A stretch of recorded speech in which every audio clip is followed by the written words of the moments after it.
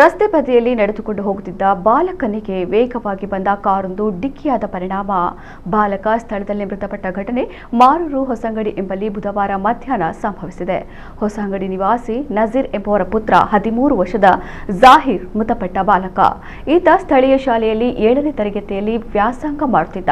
ಮಧ್ಯಾಹ್ನ ಜಾಹಿರ್ ತಾಯಿಯೊಂದಿಗೆ ಅಂಗಡಿಗೆಂದು ರಸ್ತೆ ಬದಿಯಲ್ಲಿ ನಡೆದುಕೊಂಡು ಹೋಗುತ್ತಿದ್ದ ಸಂದರ್ಭದಲ್ಲಿ ಎದುರಿನಿಂದ ಬಂದ ಕಾರು ನಿಯಂತ್ರಣ ತಪ್ಪಿ ಬಾಲಕನಿಗೆ ಡಿಕ್ಕಿಯಾಗಿದೆ ಎನ್ನಲಾಗಿದೆ. ಇನ್ನು ಡಿಕ್ಕಿಯ ರಭಸಕ್ಕೆ ಗಂಭೀರವಾಗಿ ಗಾಯಗೊಂಡ ಬಾಲಕ ಮೃತಪಟ್ಟಿದ್ದಾರೆ. ಘಟನಾ ಸ್ಥಳಕ್ಕೆ ಮೂಡುಬಿದ್ರೆ ಪೊಲೀಸರು ಭೇಟಿ ನೀಡಿ ಪರಿಶೀಲನೆ ನಡೆಸಿದ್ದು ಪ್ರಕರಣ ದಾಖಲಿಸಿಕೊಂಡಿದ್ದಾರೆ.